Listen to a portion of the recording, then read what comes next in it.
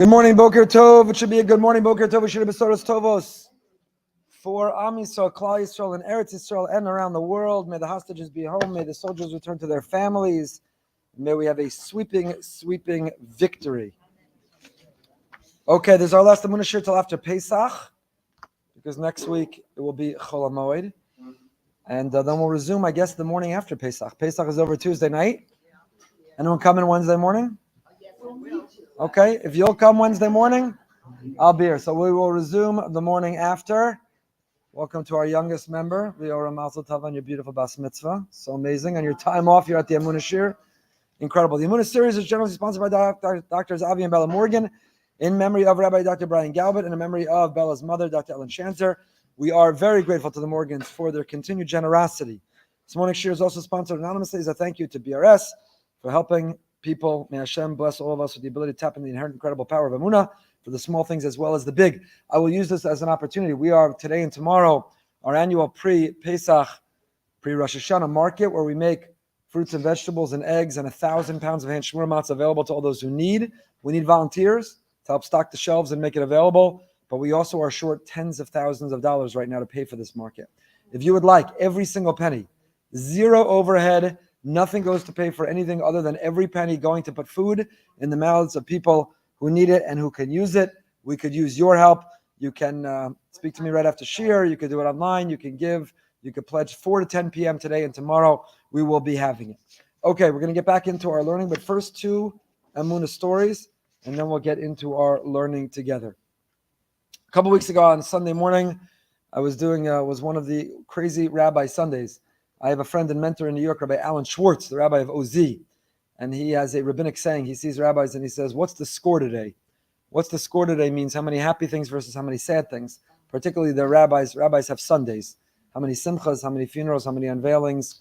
You know, what's the score today? What's the score today? So it was a busy Sunday with a tough score to it that included a lot to it. There was a Hakamas Matzeva in the morning and a tragic funeral in the afternoon and 2 shiurim and I think bar mitzvah and a bat mitzvah. It was a crazy day. So I drove down to Hollywood for the unveiling, for the Hakamas Matzeva, to have to get up to Congress South of the Jewish Cemetery for the funeral. So I tell you this all not for your sympathy, because this amazing story. So I get there for this Hakamas Matzeva, and it had to happen on time and fairly quickly because I had to get to this really tragic funeral that had to take place that I was officiating at. So I get there to Hakamas Matzeva, and everybody's there, ready. There's a big crowd to honor the person who's Matzeva. We don't believe in unveilings in Judaism. If you've ever been to Hakamas Matzeva with me, I always say the same thing. An unveiling that says, voila, we're going to take the cloth off and everybody will see it and we'll read it. Voila, we're unveiling the monument. We don't unveil a monument. That's not a Jewish tradition. I always get there early and I remove the cloth to take away anyone's temptation for a voila moment. That is not a Jewish idea. What do we do? Not an unveiling. We do what's called the Hakamas Matzeva. The Matzeva represents a person's life.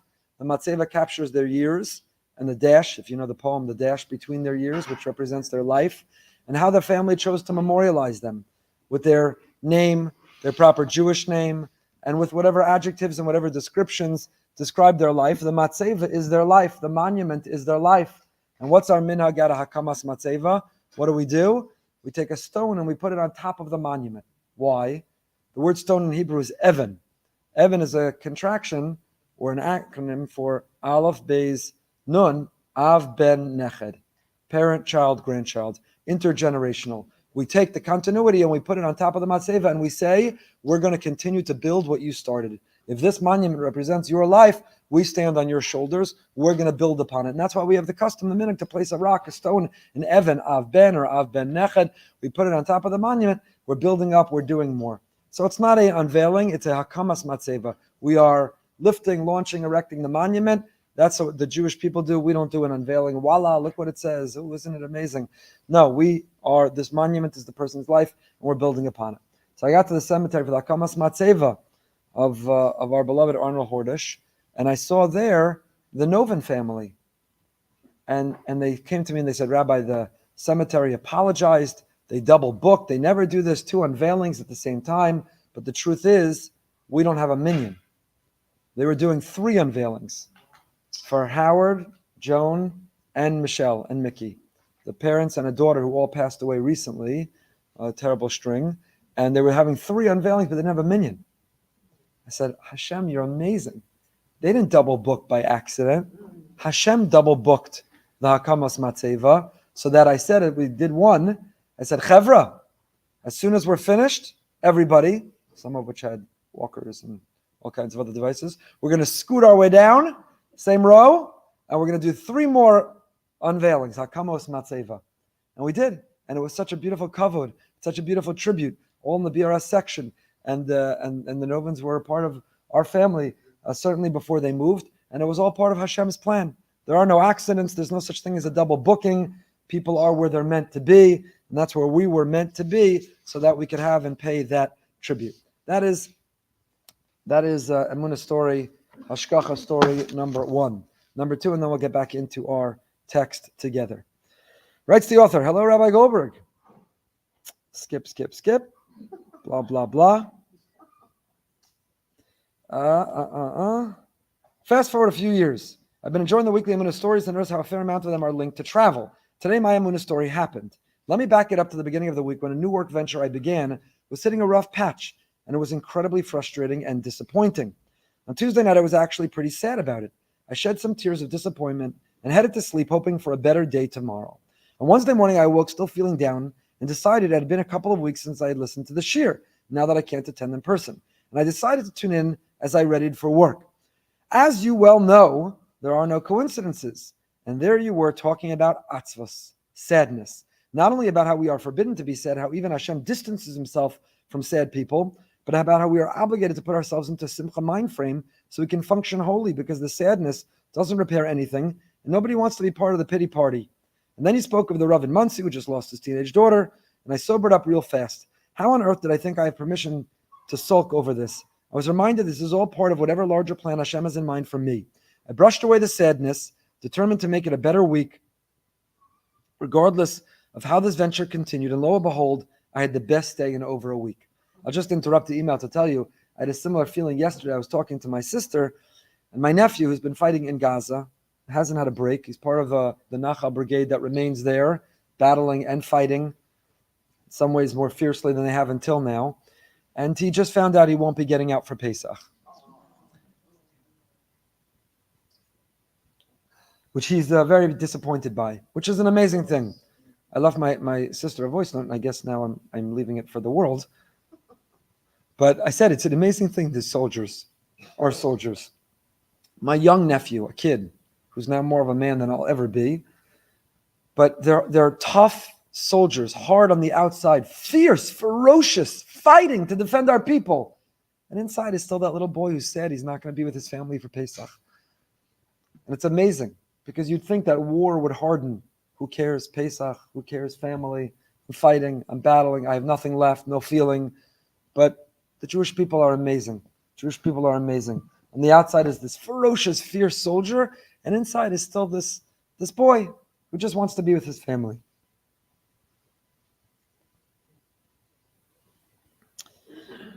So I posted yesterday, and I really believe from the bottom of my heart, there are families, I'm in touch with some parents whose children are hostages for over 6 months. We now have a countdown in the lobby. You can see the day when you walk in, you know exactly how many days it's been. We're encouraging everybody, and we're printing posters. You could put it at your table, or you could download it and print it yourself. We'll be printing here. Designate an empty chair at your Seder table for the hostages. Don't go through the Seder and not have in mind the people who have someone absent from their Seder, who don't even know the fate of the person who's absent from their Seder, who can't imagine where they are and how they're being treated and if they're alive. There has to be an empty chair with the poster or collage of hostages, and who would believe that thousands of years later we're still saying, let our people go? We have an army, and it could shoot down 300 missiles from Iran, but we're still saying, let our people go. That's what this Yontif is all about, let our people go. So you have to have a seat. So I said, if you know where all your family members are, if they're all accounted for and safe, if they're going to be home with you, don't complain about Pesach this year, any year. But don't complain about Pesach, making Pesach, cleaning for Pesach. Don't complain about the cost of Pesach. After I heard my nephew, who so said he won't be with the family, what if you're sleeping in your bed? If you're sleeping under a roof, if you're not dodging bullets flying your way, don't complain about Pesach this year or any year. So it's that similar idea. If we have perspective and scope and context of our lives and of things, then hopefully it gives us a little more. Back to the email. This is the only lead up to the real portion of the Emunah story, because also part of this year was the story of your flying to New York and how you were supremely frustrated to delay the van upon arrival after being so careful to plan it all. And then as you and Morty and the Chaver performed the bar mitzvah at the airport for the West Point Army guy, it was clear why you needed to get stuck there. Just as the Rebbe told those Chabad Rebbetzins on Shlichus, if you are stuck, it's because you have a tafkid there, go find it. A Yid, a Jew, is never stuck. You're never stuck. Don't even use that language. I found myself since the flying a couple times saying, I'm not home yet because I'm stuck here. Don't use the word stuck. A Jew is never stuck. Wherever we are is where we're meant to be. You're not stuck in the airport. You're not stuck in New York. You're not stuck even in Gaza. A Jew is where they're supposed to be. So the author of the email writes, so today I was booked on a flight for a close friend's son's wedding in New Jersey. Thursday night weddings are challenging, both from the standpoint of leaving work at the end of the week and, of course, getting back in time for making Shabbos. But I was determined to go and time my flight to get there with enough time to get ready and head to the wedding on time, As travel is always unpredictable, there was a storm system working its way up the coast, and my flight was already delayed an hour when I woke up to check. I squeezed in some last-minute work during my delay window, headed to the airport. Everything seemed to be going smoothly. Plane emptied its passengers that were arriving. Wheelchairs were already lined up to board. Not bad. I'd simply rush when I land in New York to get ready upon arrival and make it to the wedding.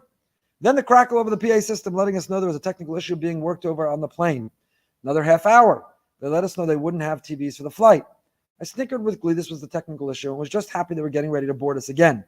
Once we were on the plane, I calmed, but then I heard the captain announce they were waiting to be cleared for a new flight path since every airplane leaving Florida has to be rerouted past the storm.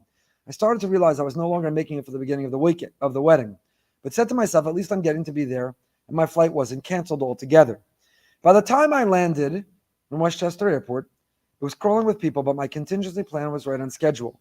I had 15 minutes before my husband was arriving to get dressed in the airport bathroom. As I headed through the crowd toward the bathroom, a Hasidic woman with a young baby in a stroller came over to me looking frazzled and distressed, asking for a favor. I thought she wanted to ride somewhere, but she proceeded to ask me if I'd please pay for her flight. She doesn't have a credit card on her, and the person who booked her flight erroneously booked her for 4 p.m. Friday instead of today, Thursday. She had flown in from Chicago for her sister's Vort, left a house full of kids to be here, but had to get back home to them today for Shabbos. I knew I was already late, needed to get dressed, needed to get into the car, and found my mind racing thoughts like, is that a real baby or is this a scam? Who just hands over a credit card to a complete stranger to charge almost $500? But as I was thinking about this, she said, you are such a sight for sore eyes. I was searching and searching for a Yid.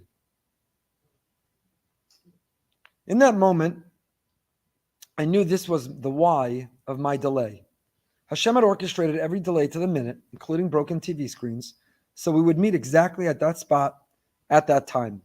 And I just exhaled, and a calm came over me. I needed to do this. I was late anyway, so no rush anymore. So we went to the counter together, but the guy at the counter was less than enthused to help her. He glanced up in disbelief that she actually found a way to return to his counter for her ticket purchase. There were only 25 minutes to take off, and they had started boarding. He proceeded to take his time with the customer ahead. Then, when it was our turn, he looked up and said, I can't guarantee you'll get on the flights leaving soon. You still haven't cleared security. She said, I'll take a chance. I went to hand him my credit card just as another customer stepped in line behind us. He said to us, please step aside so I can process this person first, since she has a ticket and you do not. He took his time with this person as well. The saint of a woman never lost her cool. She was calm. I was having anxiety for her. And I asked if her 9-month-old baby always sleeps peacefully as he was. She smiled and said, no, Hashem is just being really kind right now. I couldn't get over her calm and her sense of Emunah that Hashem had a plan and whatever is meant to happen will. After 5 more minutes, we step up and he says, I'll sell you the ticket, but it's non-refundable. The doors close in 12 minutes. You'll probably not make it through security in time. So with no choice, we declined the ticket. Now she was stranded only with a Friday afternoon ticket, no flight options out of this airport for tonight. I asked if she had anywhere to go. She said her mom lives in Muncie, so if we take her to Passaic, where our wedding was, she'll Uber to her mom in Muncie. I paused. I thought about it. I knew at this point there was no rush for me, as I would arrive during the chuppah, and my friend would not even know I was there. So I just smiled and said, my brother lives in Muncie. I need to get dressed anyway for the wedding, so come with us to my brother. I reminded myself that this was the reason my flight was delayed, that exact amount of time, so I'd be in just the right place for this tafkid. She was so grateful, used the car ride to try and get onto a flight that night. She only had a flip phone, had no access to her airline account info or a way to log into her email. I entered her my smartphone. She was able to book her flight out of Newark for 8:30. Had I sent her in an Uber and not completed the mitzvah with the ride, she would not have had a way to book that flight with her dumb phone. Postscript. Yes, I arrived midway through the chuppah, succeeded in giving my friend the biggest hug, and danced my way figuratively and literally through the night.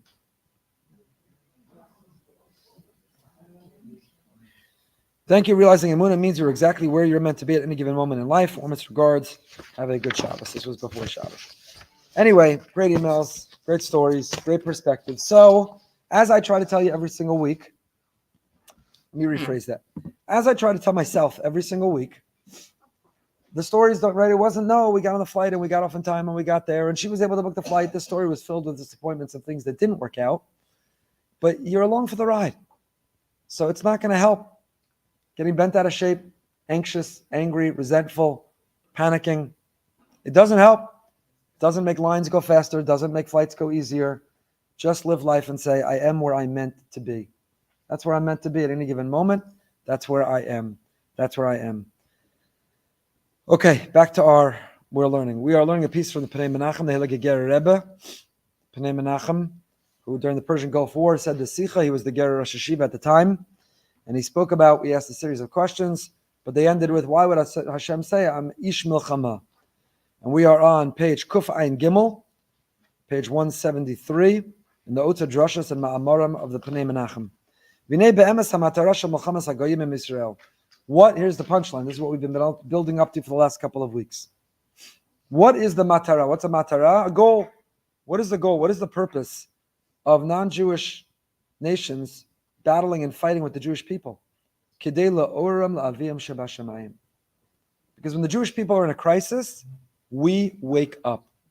I'm going to talk about this more on Shabbos Hagadol. I'll give you a little sneak preview. But do you know what the most Googled search term in Israel on Saturday, on Shabbos, on Motzei Shabbos was? Tehillim. As 300 missiles, ballistic missiles, drones, assortment, and a concoction of missiles were on their way over to Israel, not knowing, was it going to kill thousands of people? What were on the warheads of these missiles? The most Googled search term, you could look this up, there are a lot of articles that covered it. It didn't say the most Googled search term in Bnei Brak, because they don't search Google, at least not in theory, in Bnei Brak. It didn't say the most Googled search term in Yerushalayim, in Geula and Meisharim.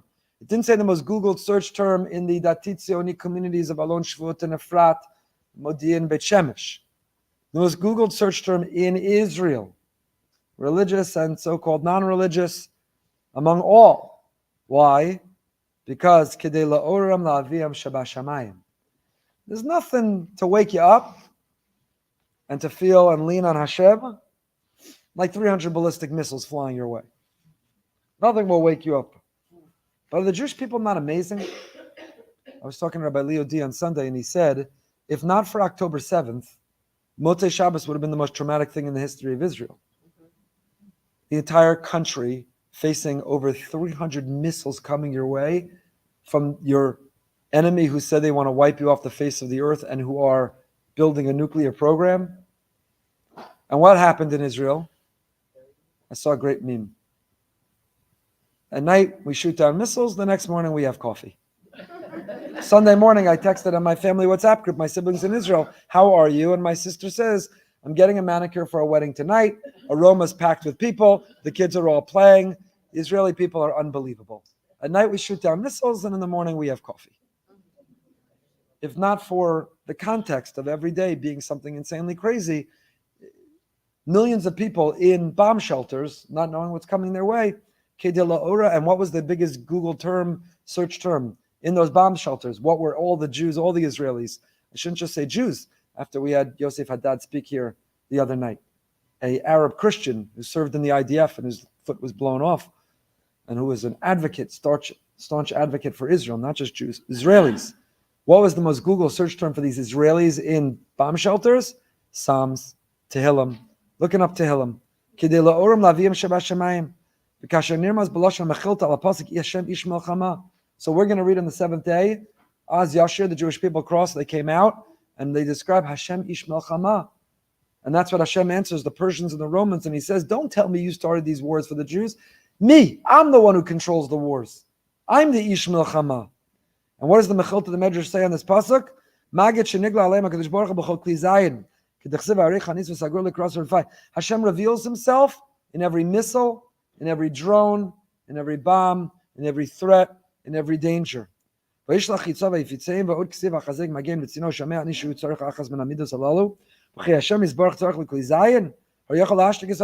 need our weapons? Does he need the weapons on our end? Hashem could just make all the enemies could disappear, could die in their sleep. All the enemies, we wouldn't even know. We say in Hallel, Haluas Hashem kol goyim. All the non-Jewish nations of the world praise Hashem. They do? Why are we focused on that? That's Hallel. We acknowledge and praise Hashem by saying the non-Jewish nations of the world praise Hashem. The answer is, we know what they tried to do that we stopped. We know what they tried to do that it worked. We mourn, we grieve, we cry. We know what they tried to do that we stopped. But we have no idea what they tried to do that we're not even aware of, that Hashem nullified their plans. Hallelujah, Hashem kol goyim, the non-Jewish nations can praise and acknowledge Hashem in a way on the things that we don't even know about that they tried to do. Perhaps you saw a little write-up of someone who says they're a physicist who says that stopping more than 300 missiles is a bigger miracle than the 6-day war. It feels like we went right back to work and right back to life. We right back to cleaning for Pesach. But in the history, in the context, it is a bigger miracle. What happened on Motzei Shabbos could be a bigger miracle than the 6-day war. It doesn't have to be for us to say thank you. We have to start ranking miracles. What do the Chinese judges give it? They gave it an 8.2. Like, what? We have to start rating our miracles. How about it's a miracle? It was a miracle. Thank you. And Hashem is in the Iron Dome. Hashem is in the Patriot Defense. Hashem is in these systems that the whole world said can't be done. Don't waste money on it. When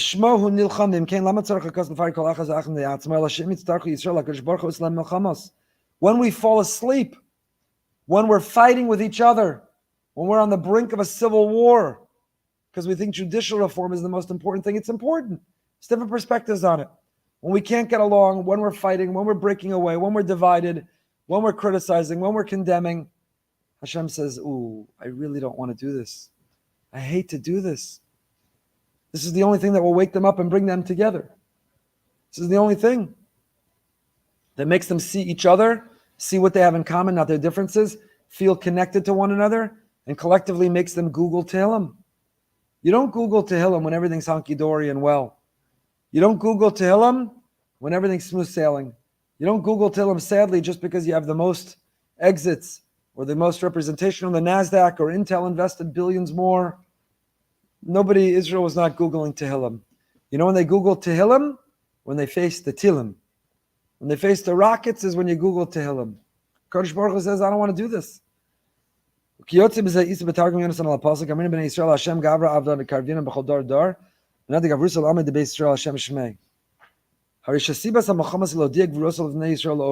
I would hesitate to say this. Who am I sitting in the comfort and the safety of Boker Raton, learning a piece, talking about why Hashem does these things and the dangers they face? Believe me, I hesitate. But first of all, it's Torah, and we're learning it, and we shouldn't be ashamed or apologize for it. And number two, it's the Pnei Menachem, who was living during the Persian Gulf War and not knowing what they were facing, getting fitted for gas masks, people shaving their beards so they would fit and seal tightly so they could survive. And he, in that midst, before it was clear the miracles that they would experience, he was talking about why this happens. So it's Torah, and it's the Torah of the Pnei Menachem. And Chalila, it's not a criticism of anyone other than ourselves. It's to wake us up too. We Jews in Chutz La'aretz. Maybe it's time to go home and to go back and to consider our timeline, not of if, but when we will be there and when we're going there. So I'm not talking about Yenim, somebody else. I'm not talking about our brothers and sisters, literally and figuratively in Israel. I'm talking about us. Pnei Menachem is talking to us. Wake up. Wake up. Don't be lulled back to sleep. Fatigue can't set in just because it's almost 7 months. Now, 6.5 months later, wake up, Kedei La'oram. We started to fall asleep again, so Iran had to get involved. So we would Google Tehillim. How many times do we want to test Hashem? How many times are we hitting snooze and going back to sleep? So he keeps waking us up. Let's wake up. Let's wake up and become the people we're meant to be individually, as a community, and as a people, and as a nation. Hashem is Baruch Hu, it's all in the hearts and the hands of Hashem. What will happen next? Bibi, Biden, leaders of Iran, Hamas, Hezbollah. It's all Hashem is moving the chess pieces around the board. Leiv Malachim, the heart of kings, V'sarim biyad Hashem. They're all in the hands of Hashem. We have to take our initiative, of course. We have to take our initiative, but it's all in the hands. Hu yisbarach lo tzarich magen, cheruch chanis v'chitzim. Hashem doesn't need a shield or a sword. He doesn't need arrows. Shum kli melchama. Hashem doesn't need any weapons. Ha'isores v'aratan abal Yisrael u'mechuven sheb'mechama. So we need to have this mindfulness. Yes, spend money.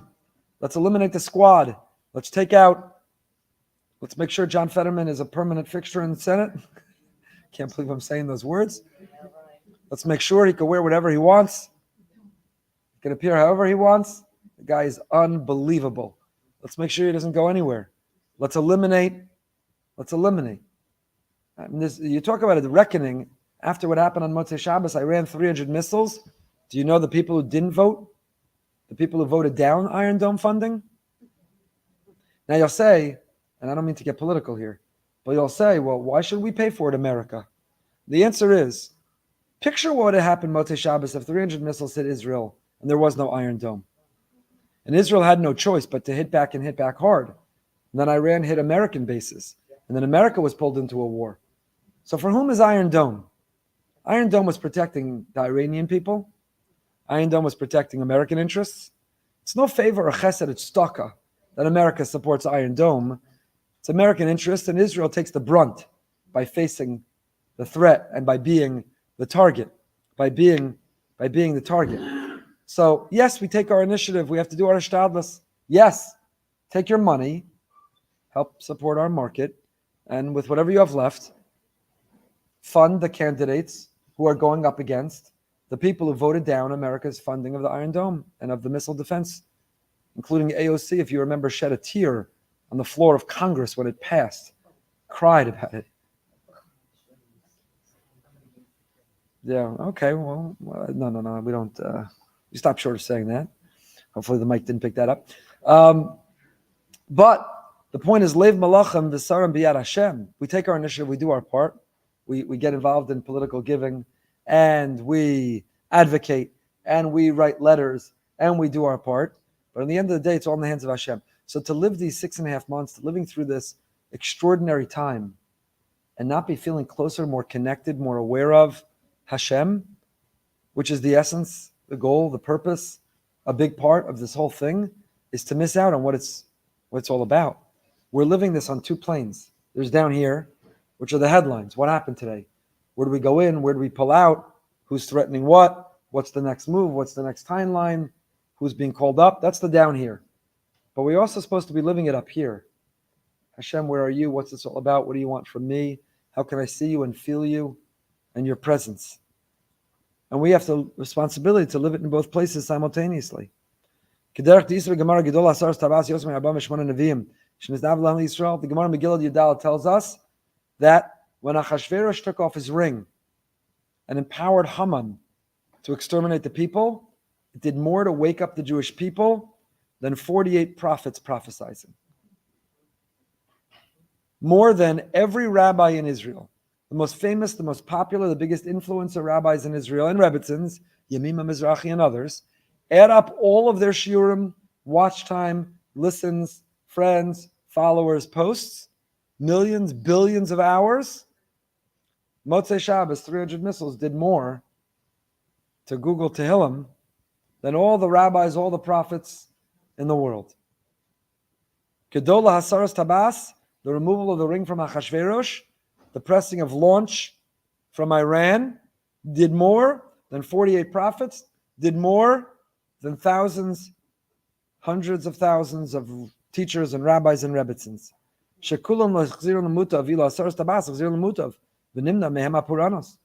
it was the removal of the ring and the threat from Haman, and all of a sudden Esther says, wake up, unite, just stop fighting over silliness and narishkeit. Stop bickering and fighting even over important things, but that you could learn to disagree agreeably about, to get along, to respect different positions about. Vod amru, uparo hikriv libam sheYisrael aviyin shebashamayim. Pasuk says uparo hikriv, Paro came close. So the Medrash says, don't read it Paro came close, but Paro brought closer. What did Paro bring closer? Us to one another. When you're a slave, when you're in misery, you point fingers and you blame. But when you need to survive together and you need one another, he brought us closer. Zeu Hashem ish milchama, kol mataras ha-milchama zu letzarchenu, shemitoch kach nesorer ba'anacha v'tza'aka, akvetch, shreitman, tia lanu Emunah u'bitachon she'Hashem yisbarach manages ha'olam Hashem shemo. How do you not feel Hashem when the missiles are flying? Certainly, how do you not feel Hashem when they're all shot down? All of this is about, at the end, Hashem. When we went to see Rav Avram Shor on our fly-in, he said, the world is radically changing. Are you? That's what this is all about. The world has changed, and the world is changing. Have you? Are we the same people we were? Maybe we slept a little less. Maybe we're a little more worried. We've cried a few more tears. But if you were to look at our life, if someone took a snapshot of your life today and October 6th, could they see a difference? What are you doing differently? What have you introduced? How are you living differently? What are you observing? How are you connected? Your Emunah, your Bitachon, your Dveikos, your Tefillah, your Torah, your Tzedakah, your Chesed, your life, your Tznius, your relationships, your patience, your love, your loyalty. That's what it's about. And that's what the non-Jewish nations, what the Romans and the Persians meant when they came to God and they said, yes, we've started and launched all these wars, but you know why we did them? For your children, trying to wake them up. So they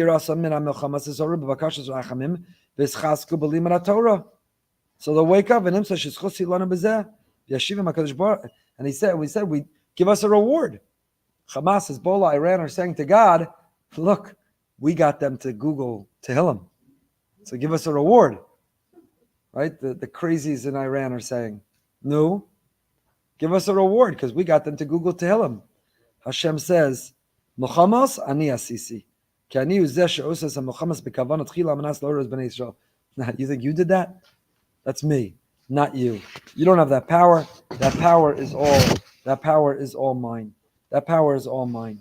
So that's what this is all about, what we're going through. That's what this time, and that's how we have to measure it. That's what it's all about. Again, we'll speak about this more on Shabbos HaGadol. We're speaking all about living in this world of lies. Lies. That Israel's performing a genocide. We're living in an olam hasheker. Olam hasheker. Lies being produced and spread in a record pace, being believed widely. How do you navigate a world of lies? Only by clinging to the truth. Lies are galus, that's exile. Truth is the path to geula, to redemption. So how do we, the ambassadors, the shluchim of truth, how do we hold the world accountable to truth? How do we represent truth? How do we navigate with truth? What's that all about? That is a little shameless plug for Shabbos HaGadol, the Shabbos afternoon. Today and tomorrow, the market, 4 to 10 p.m. I personally, Chavit and I are donating significantly. You talk about meaningful use of your money. I'm telling you, it goes directly to put food and matzah in people's mouths. People who can't make Pesach without. Come volunteer later. Don't come first of all, benefit if you could use it. It's not just for the most impoverished in the community. It's for those who need relief. Those who need relief because it's oppressive, affording Pesach and everything else Jewishly. So come if it can help you. Come if you can volunteer. And you'll see, Bracha comes, she helps. How many people come? How grateful are they when they leave? Because they wouldn't know how they could. So if you're able to help, got a lot of fundraising still to do today, so could use your help. And please God, by the time we meet next time for the Emunah Shir, please God, the war will be over, the hostages will be home, We wish that Yom Tov should bring everybody, those who need it, comfort, a lot of strength, a lot of comfort, a lot of strength. Yom Tov can be difficult for people who've suffered a loss, particularly Pesach, all the memories. So Yom Tov should bring people a lot of comfort and a lot of strength. And a lot of geula. By the time we resume, we should have a lot of geula in Mirza Hashem. All right. Have a meaningful day.